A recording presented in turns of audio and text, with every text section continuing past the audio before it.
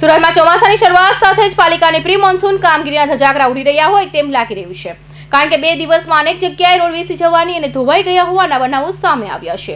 ત્યારે Udhna Sachin road main road ઘસી જતા પડેલા ભૂવામાં એસટી બસ ફસાઈ જતા મુસાફરોમાં ભયનો માહોલ જોવા મળ્યો હતો। ઉધના સચિન રોડ પર પડેલા ભૂવાને કારણે વહેલી સવારે મુસાફરોથી ભરેલી જીએસઆરટીસી બસ અચાનક રસ્તા વચ્ચે મુસાઈ ગઈ હતી। ઘટનાથી બસમાં બેઠેલા મુસાફરોમાં ભયનો માહોલ સર્જાયો હતો।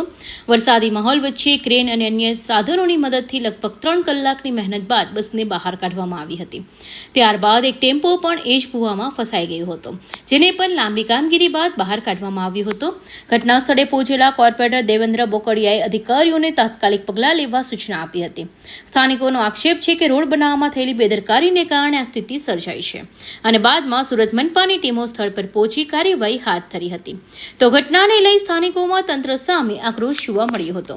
જગદીશભાઈ જો રસ્તા ઉપર ખાડા પડ્યા છે, કેવી રીતના સમસ્યા લોકોના આ તમારી સામે છે। જો અવાર જવર કેટલી પડે છે, જયારે ખાડા ખોદે છે ત્યારે બરાબર છે, પણ જયારે ખાડા એનું કામ પતી જાય પછી એનું જે પૂર્ણ થવું જોઈએ એ 100% થઈ જતું અને પૈસાનું પાણી જ થાય છે।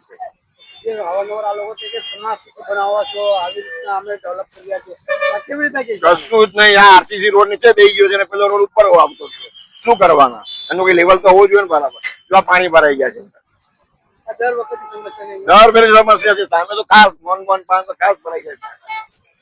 તો મહાનગરપાલિકા કહે છે કે અમે સ્માર્ટ સિટી બનાવી છે, ટેકનોલોજી રોડ બનાવ્યો, કોઈ લેવલ વિવાદ કઈ નથી। આ ઊંચું જાય છે, પેલું નીચું જાય છે, બીજું કઈ નથી। વેતનને કેટલી બેદરકારી બેદાગા કોઈ લિમિટ જ નથી એમની તો સાહેબ। બસ ખાડા પડ્યા એને પૂરો, બીજું કઈ નહીં। લેવલ ઊંચું જાય નીચું કઈ જોતા નથી।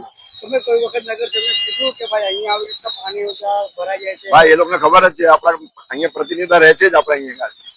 તો શું કે છે એ લોકો? કઈ નહીં, સમજ્યા એનો ખાડો પૂરી જશે, બસ બીજું કઈ નહીં। પણ લોકો હેરાન થાય છે, આ બેસી જાય છે, જો ટેમ્પો અહીંયા ફસાઈ છે।